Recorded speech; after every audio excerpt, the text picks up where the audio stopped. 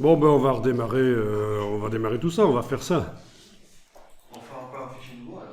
On va faire un nouveau fichier et on va refaire l'exercice. Alors, je tiens à dire qu'au niveau design, le résultat ici n'est pas extraordinaire, mais après vous ferez ce que vous voudrez comme design, bien sûr, hein. Mais au niveau design, là, c'est juste un exercice. Donc, nouveau document.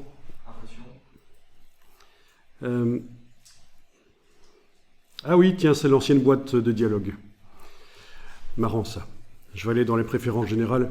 J'avais été coché pour une raison.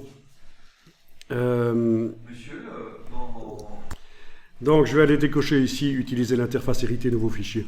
Voilà, comme ça, quand je fais fichier nouveau, j'ai la nouvelle interface. Bien.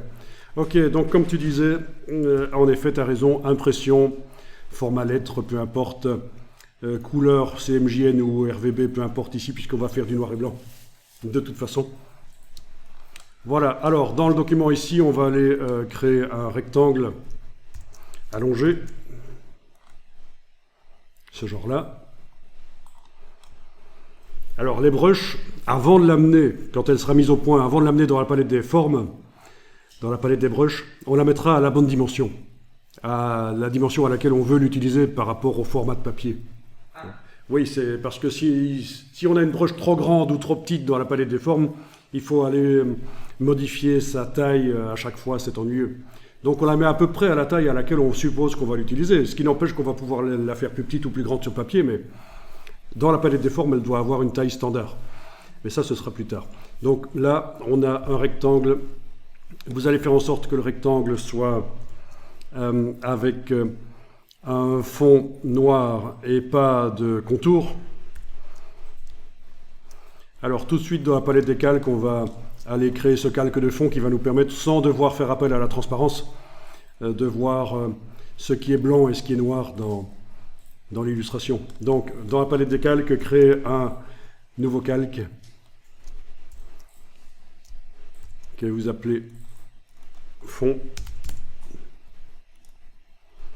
Le calque est en surbrillance sélectionné dans la palette des calques.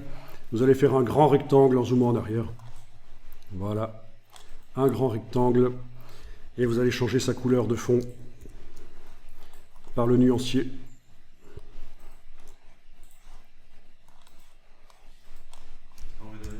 Créer une couleur, c'est vous qui voyez.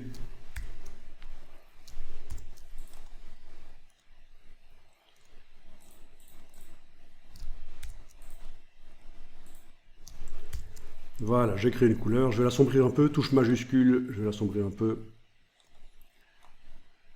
Voilà. Pour l'instant, on a touché aux trois couleurs en même temps. Oui, on peut modifier les trois curseurs en même temps avec la touche majuscule. C'est quand on a une couleur, mais qu'on veut modifier son intensité lumineuse.